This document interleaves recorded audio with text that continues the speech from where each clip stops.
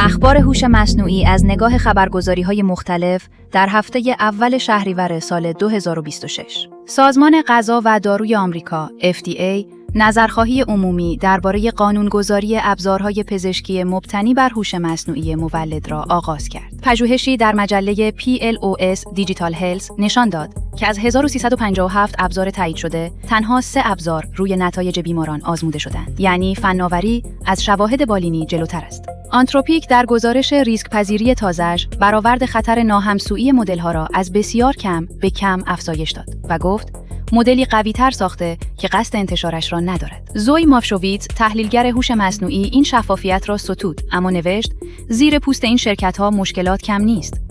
مدل وزنباز QN3-8 با 27 میلیارد پارامتر طرفداران هوش مصنوعی محلی را شگفت زده کرد. در برنامه نویسی با مدل‌های بزرگ تجاری رقابت می‌کند. روی یک رایانه خانگی اجرا می‌شود و نسخه‌هایش در هاگینگ فیس میلیون‌ها بار دانلود شد. ماجرای وایرال هفته.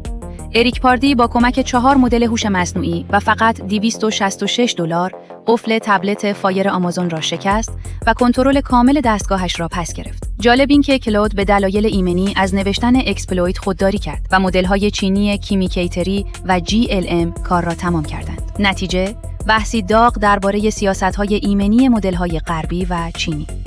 روزنامه گاردین فاش کرد جوانی 21 ساله به نام راهیل پراکاش به تنهایی با ابزارهای هوش مصنوعی سایت نظرسنجی جعلی میدیان استراتژیز را ساخته بود. نظرسنجی‌های ساختگی او در چند ایالت آمریکا وارد رسانه‌ها و تبلیغات نامزدها شد. یعنی یک نفر با هوش مصنوعی می‌تواند اطلاعات سیاسی یک کشور را مختل کند. انویدیا پذیرفت تا $105 میلیارد از ساخت مرکز داده عظیم اوپن ای آی در اوهایو را تامین مالی کند با ظرفیت 8 گیگاوات برق. منتقدان میگویند وقتی تراشه‌ساز خرید مشتریانش را تامین مالی می‌کند، خطر تقاضای مصنوعی جدی می‌شود.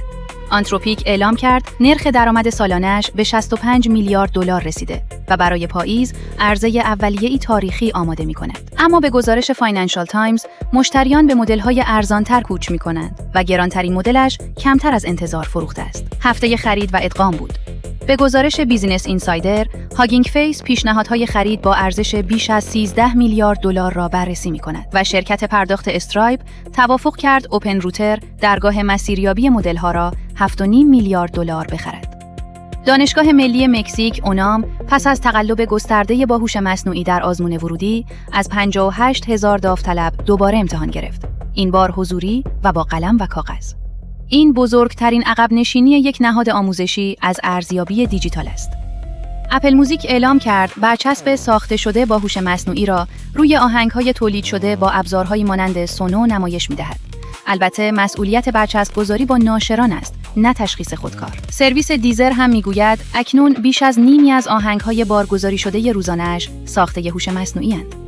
آنتروپیک پژوهشی منتشر کرد که در آن مدل کلود به صورت خودکار پروتئین‌های چسبنده تازه‌ای طراحی کرده است. از 1320 طراحی، 354 نمونه در آزمایشگاه‌های مستقل آداپتیو بایو و تویست بایوساینس جواب داد. به گفته آنتروپیک، این یعنی هوش مصنوعی می‌تواند ماه‌ها کار آغازین کشف دارو را به چند هفته فشرده کند.